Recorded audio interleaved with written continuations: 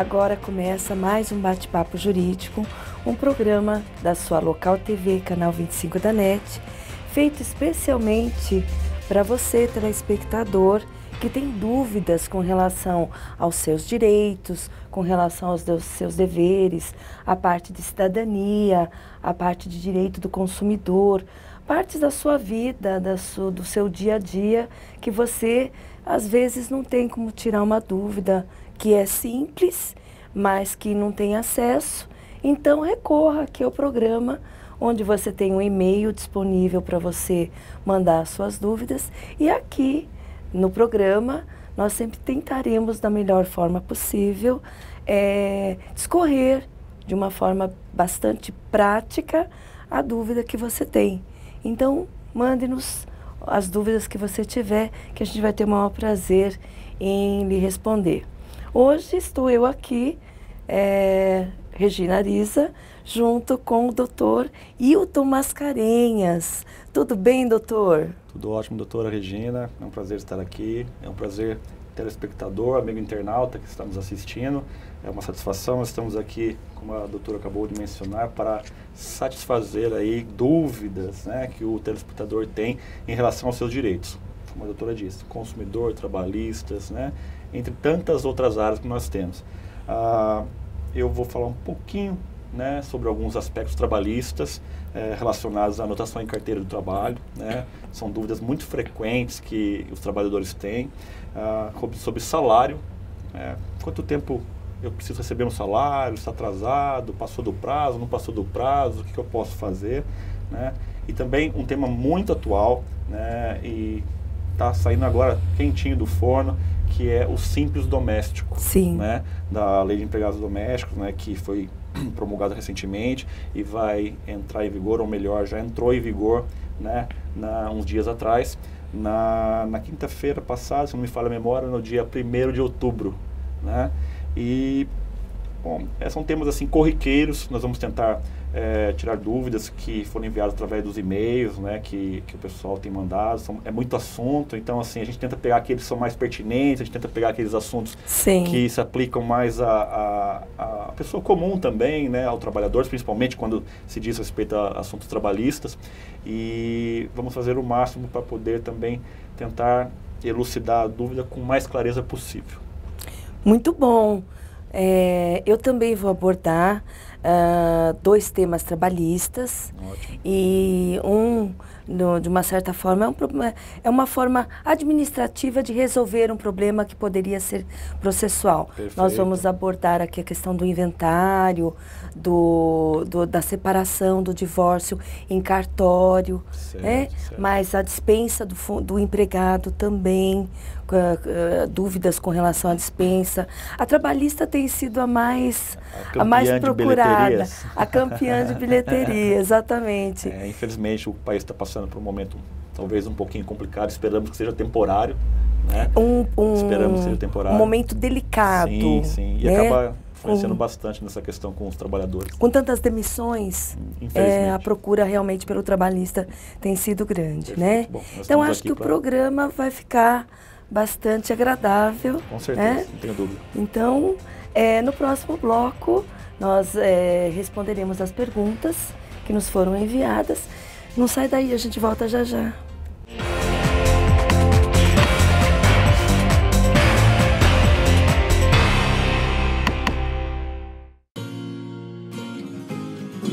A minha casa... A minha casa...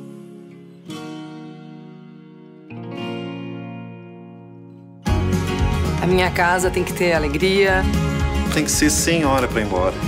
Tem que ser muito moderna. Tem que ser cheia de vida. Tem que ser compartilhada.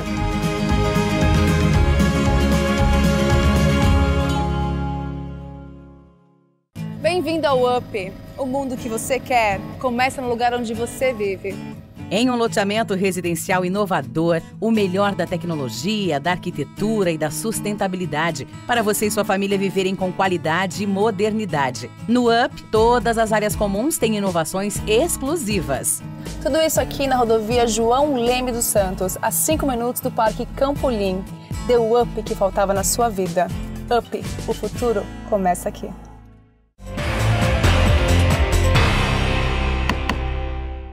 Estamos de volta com o programa Bate-Papo Jurídico.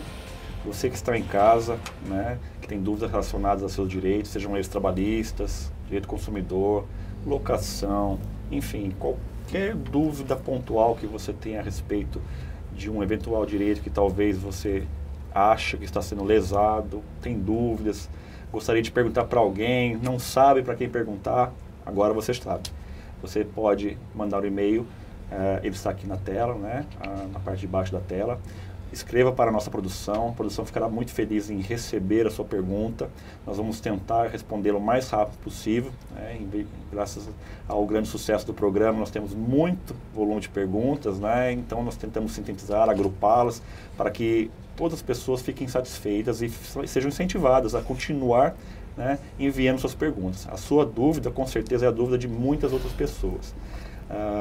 Doutora, vamos lá? Vamos lá, então, doutor? Tá bom. A primeira pergunta, doutora, que o nosso telespectador ele enviou foi a seguinte. Fui dispensado da empresa em que trabalhei por mais de 5 anos. Já recebi minhas contas e abaixo na carteira de trabalho, mas tenho muitas dúvidas quanto às verbas que me pagaram. O que devo fazer? Diante de uma pergunta aparentemente simples, né? Não é tão simples assim. Convém sempre que a pessoa tenha dúvida com relação à sua rescisão, as contas que ele recebe, o termo técnico é rescisão de contrato de trabalho. Quer dizer, é o fim do contrato de trabalho. É um documento que tem esse nome, rescisão de contrato de trabalho. Então, se ele tem dúvidas, se aquelas verbas foram pagas devidamente ou não, o que é muito costumeiro, porque eles saem, o trabalhador sai com muita dúvida, Sem né? dúvida. Então, convém entrar em contato com o advogado. Ele é o profissional adequado para poder tirar essa dúvida. Ele está preparado para saber tanto das verbas, quais foram as verbas pagas, se foram as devidas ou não, quanto os valores. Porque o advogado, ele tem condição de calcular o valor também, certo, se está certo ou não. Então, não demorar muito para essa procura. Assim que ele receber a rescisão, surgiu alguma dúvida, já procure um advogado. Não convém ficar deixando, não, vamos deixar para lá, tal. Não, procure logo um advogado. Inclusive tem um prazo, né? Pois é, a gente tem prazos para isso, então convém, até porque a angústia da pessoa vai aumentando com aquela dúvida. Uhum. Então procura um advogado, tira a sua dúvida. O quanto antes. O quanto antes. A gente vai, nós advogados, o doutor sabe, a gente faz uma análise, né, detalhada do termo de rescisão, das contas que o trabalhador recebe. Uhum. Procurar um profissional de confiança, um profissional que tenha competência. Vamos à próxima pergunta? Vamos lá. O internauta disse o seguinte. Meu irmão tem um processo trabalhista e ele comentou comigo que ganhou o processo, mas a empresa não pagou. Estou curiosa quanto ao que acontece. Ele não vai receber? Então, doutor, que problema, né? É o famoso, talvez, ganhar e ganhar não levar. E não levar. É um termo que a gente usa muito, né? É o ganhou. Um pouquinho de frequência, infelizmente. Ganhou, mas não levou. Então, a pessoa, o trabalhador, ganhou. A sentença do juiz foi favorável a ele, os pedidos foram reconhecidos. Agora, a empresa pagar é outra coisa. É uma segunda fase. É uma segunda fase. Se ela pagar, muito bem, ótimo. Se encerra por aí o processo. Agora, se ela não pagar, nós temos aí um processo de execução para iniciar. Vamos começar assim, o direito do trabalho, as verbas trabalhistas, tem caráter alimentar. As pessoas trabalham para se alimentar. Perfeito. Quer dizer, é de extrema importância que essa verba seja recebida. Então, o processo de execução trabalhista, ele realmente é efetivo. A gente vai atrás de tentar receber. Então, como isso acontece? Existe um prazo para a empresa pagar. Se ela não pagou, nós começamos, então, com os pedidos para o juiz de penhora, né, que hoje a gente faz online. Bloqueios então, em conta bancária. bloqueios em conta, as tais ferramentas eletrônicas. Perfeito. Então, a gente já usa o Bacen, que é bloqueio em conta corrente. Já bloqueia o valor devido em conta corrente, se houver valores. Se tiver saldo, né? Temos o Renajude, que é uma ferramenta que a gente usa para poder bloquear veículos em nome da empresa. E temos o Arisp, que é no sentido de bloquear imóveis, para a empresa não mexer nos imóveis em nome dela. Certo. Se caso essas ferramentas forem negativas, quer dizer, não se achou nada em nome da empresa, nós descaracterizamos a empresa, a pessoa jurídica da empresa, e vamos atrás da pessoa dos sócios da empresa. Tamanha é a importância, né, do caráter alimentar da Justiça do Trabalho. Então aí vamos fazer tudo de novo, mas agora na pessoa dos sócios. Tudo no intuito para que aquele trabalhador receba aquilo que é devido. Exatamente, né? Receba. Então, quando a pessoa não recebe, ganhou, mas não recebeu, nós entramos com essas ferramentas todas e vamos buscando até achar alguma coisa. Aí o penhorado é levado à asta pública, onde se recebe o valor, e aí paga-se o que deu, o valor que deu. É trabalhoso, é demorado, mas existe uma forma da gente conseguir. O advogado não desiste, nunca, né? Não desiste, né? Não, isso acho que é importante destacar, que ele faz o possível para satisfazer ali o desejo, né, e a vontade do seu cliente de ficar satisfeito plenamente, né? São várias ferramentas. É do nosso papel fazer o cliente receber. Sem dúvida, né? Sem dúvida. Ótimo. Doutora, mais uma pergunta. Tenho a intenção de me divorciar. Infelizmente, coincidiu com a morte do meu pai. Tenho uma situação financeira muito limitada e não posso pagar a despesa de 2 processos judiciais. Fiquei sabendo que posso tanto me divorciar quanto realizar o inventário no cartório e ficar mais barato. Isso é verdade? A nossa telespectadora está com uma série de problemas aí, o que é muito usual. Infelizmente, os dias estão difíceis e realmente tudo está muito complicado de se resolver. Então, buscando uma praticidade, existe sim formas de se resolver esses 2 problemas no cartório. A gente recomenda que a pessoa compareça a um cartório para fazer uma escritura pública. Tanto o divórcio como o inventário é feito por escritura pública, o arrolamento, na verdade, né? Mas o nome mais popular é inventário. Com relação ao divórcio, doutor, pode ser feito se não houver filhos menores. Tem algumas regrinhas. Tem algumas regrinhas, Então não pode ter filhos menores ou incapazes. Os filhos têm que ser maiores. Ou, às vezes, não há filhos também, né? O acordo da partilha de bens tem que ser anterior. Então, se o casal tem bens, eles amigavelmente separaram, então já tem que ir com a divisão dos bens pronta. Tem que ser consensual. Né? Consensual, não pode ter litígio no meio. Se houver pensão alimentícia da mesma forma, o acordo também vale. Tem que contratar um advogado, apesar de ser feito em cartório. Por exemplo, o advogado tem que contratar um advogado. Né? O papel do advogado é obrigatório também aí. E os documentos exigidos pelo cartório. Não é de forma diferente o inventário. Então, todos os herdeiros também têm que ser maiores e capazes, para que possa ser feito no cartório. Tem que haver um acordo entre os herdeiros. É bastante difícil, mas pode acontecer. Um acordo entre os herdeiros. Não pode haver dissidências entre os herdeiros.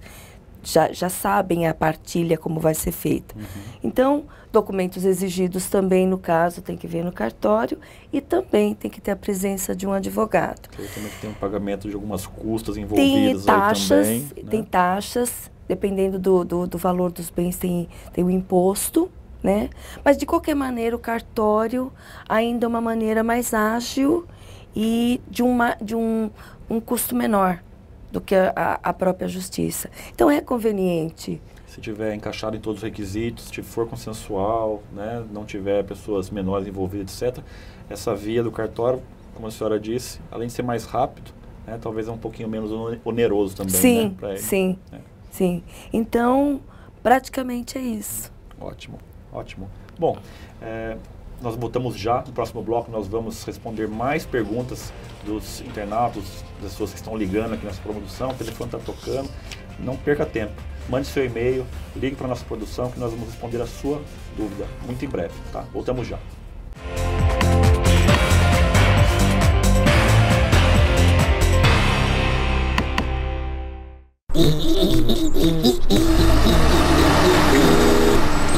O que é isso? O dia virou noite! Será que é o fim do mundo? Sobe-se quem puder! Ai, ai, ai! De novo isso, suas bobas! A Premodiza que chegou! É hora de diversão! A Premodiza transforma rapidamente seu sonho em realidade. Premodiza, grande nos detalhes. Premodiza! A Luxe Iluminação. Uma loja completa, do clássico ao moderno. Tudo para a iluminação da sua casa ou empresa. Equipe de profissionais para desenvolver o melhor projeto e atendimento técnico para os arquitetos. A Luxe Iluminação, a sua melhor opção em iluminação. Avenida Caribe 400 no Campolim.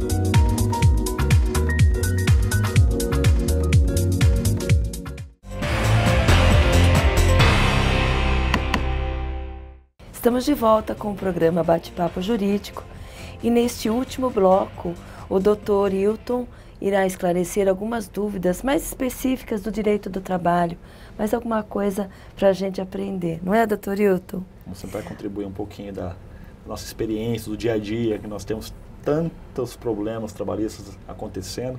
Trouxemos alguns temas mais pertinentes da pessoa que trabalha ou que já saiu também, né, da empresa. Também. Vamos então para a primeira pergunta? Vamos começar. Após a entrega do trabalhador da carteira de trabalho para anotação, em quanto tempo a empresa deve providenciá-la e devolvê-la? Ótimo. A pessoa que mandou foi muito feliz nessa pergunta. É uma pergunta que muitos trabalhadores têm, né? Principalmente aquela pessoa que começou a trabalhar agora, primeiro emprego, né? Ela vai lá, tira a carteira de trabalho dela novinha, né? Entrega no departamento, né, pessoal, o RH da empresa, e ela não sabe quando ela vai ter aquele documento de volta, né? O prazo legal para essa devolução é de 48 horas. Algumas empresas muitas vezes acabam se atrapalhando um pouquinho, retém o documento por mais de 48 horas, uma semana, 2 semanas.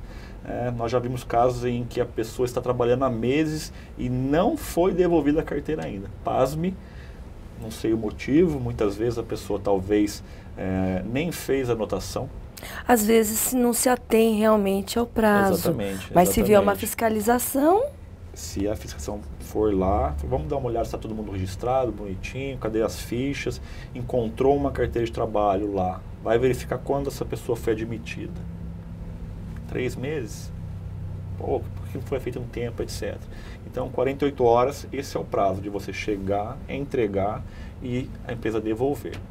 Feita a anotação, você confere, vê se está tudo certinho, né? A função que você exerce, se bate, o salário que foi combinado inicialmente, se é aquele salário que está anotado devidamente o valor. Tudo ok, você guarda. Mas é importante destacar, doutora, que essa carteira do trabalho, ela deve ser atualizada com uma certa frequência, dependendo das circunstâncias. Só para a gente encerrar e finalizar essa pergunta, é importante também, muita gente tem dúvida na questão da anotação contra os contratos de experiência, né? Porque geralmente é o comecinho da relação de trabalho, geralmente, né? Nem em todos os casos, mas muitas pessoas ela têm na cabeça que se ela está no contrato de experiência, é obrigatório que fique pelo menos 90 dias, né? A lei fala de um prazo máximo, mas a lei não fala de prazo mínimo. Não. Né? Então, se aquela pessoa tiver, de repente, num período de experiência de 15 dias apenas, pode ser renovado por mais 15. Se tiver de 30, por mais 30. O que não pode é exceder o prazo de 90 dias, porque senão aquela pessoa fala, não, vou precisar de você, vamos testar 6 meses para ver se você realmente... Não pode, né? não pode. Algumas pessoas, algumas empresas, de repente, elas se aproveitariam dessa brecha que não existe, né? Para poder pagar menos dinheiro. Nós sabemos que os direitos, essa é uma para outra pergunta, eventualmente, com futura, certeza. Né? Essa pessoa, ela no máximo 90 dias após o contrato se transforma, né? Por prazo indeterminado, ele adquire outros direitos que não estão previstos nessa parte de contrato de experiência. Então, assim, o motivo de eu ter entrado nessa questão foi porque geralmente ela é muito próxima da anotação, né? Quando começa a relação do trabalho. Exatamente. Vamos então para a segunda pergunta. Vamos lá. Qual o prazo para pagamento de salário? Essa é uma pergunta que, nossa, todo mundo tem Parece dúvida. fácil, né? Mas assim, também não é tanto. É relativamente simples. É relativamente mas que simples. na prática, por não ser cumprida muitas vezes, é que origina a dúvida. Né? Porque eu sou contratado, vai depender se eu sou mensalista, né? Se eu sou quinzenalista. Nossa, é difícil você encontrar hoje modalidades diferentes da mensalista, mas existem. Né? Pessoas que o salário é pago de 15 em 15 dias. Sim. Né? É pago semanalmente. Né? Então, tudo bem, aquela pessoa que trabalha com contrato mensal, ela precisa receber o seu salário, né, até o 5º dia útil do mês vencido. Então, ela trabalhou o mês todo anterior, né, fechou o mês, em 5 dias úteis, ela precisa receber o seu salário. Mesma coisa vale para aquela pessoa que recebe por quinzena ou semanal. Fechou a quinzena, acabou a quinzena, 5 dias úteis. É sempre projetando para frente. Então é fácil de entender. Você trabalha 30, 15 ou os 7 dias, né, dependendo da modalidade do seu contrato de trabalho, e 5 dias úteis depois você deveria receber. Né? Nós sabemos que tem alguns casos onde existem atrasos, e esses atrasos que com certeza geram essas dúvidas. Né? Porque se todo mundo aí fora pagasse no 5º dia útil, tenho certeza, porque eu chego para meu colega: quando você recebe? Porque eu não recebi ainda. Eu recebo todo dia 1º. Pô, que legal, eu recebo todo dia 10, eu recebo todo dia 15. Existem algumas datas que talvez confundam um pouco o trabalhador. Eles acham, será que não era todo mundo no mesmo dia? Dependendo da modalidade de contrato, com certeza deveria ser no mesmo dia. E é até o 5º dia útil. Até o 5º dia útil. Nada impede do pagamento ser antecipado. Não tem problema nenhum. O prazo final. Até, exatamente. Né? Existe uma limitação. Né? Essa questão do pagamento. Vamos colocar mais algumas situações. Vamos dizer que aquele trabalhador ele recebeu, mas ele vai receber em cheque. Né? Não tem conta bancária. Sim. Né? E nós sabemos que existem regras de compensação por cheque. Tem a questão da compensação do cheque. Nós sabemos que depende do valor, né? Depende da praça. Né? Algum problema em empregador pagar o empregado com cheque? Nenhum. Né? Desde que esse cheque seja compensado, o dinheiro esteja disponível para aquele trabalhador também no 5º dia útil. Sempre respeitando esse 5º dia útil. Então vamos dizer que aquele cheque precisa de 2 dias para ser compensado, a empresa precisa se programar para dar o cheque na mão do empregado com 2, 3 dias. Olha que interessante. Né? Tem que ser antes. E vamos um pouquinho mais além. E aqui uma dica para você que não sabe: se você está enquadrado nessa situação, você precisa ir ao banco para fazer o desconto desse cheque. Você tem que ter um horário que é garantido pelo seu empregador, desculpe. O seu patrão ele tem que permitir que você saia dentro do expediente bancário, né? E outra coisa, se não tiver um banco ali pertinho, tiver que pegar um ônibus, por exemplo, a empresa tem que pagar essa despesa. Olha só. Né? Então, ou seja, para ele ir até o banco receber, tem que ser dispensado num horário pertinente, né? Ou ele vai e volta para a empresa, sem desconto, não pode ser descontado. Né? E se ele precisa pegar uma condução, 2, né? De repente só tem aquele banco na cidade, do outro lado da cidade. Né? E isso envolve um gasto, né? O que acontece? Ele precisa ser reembolsado. Tá? Quantos detalhes dentro de uma pergunta tão simples. Você vê só. Mas não assim, a gente tentou esclarecer, mas eu acho que em relação ao salário, pagamento, é isso. Não, com certeza, aprendi muito também. Que bom. Vamos para a terceira pergunta? Como funcionará o recolhimento do Simples Doméstico? Vamos lá.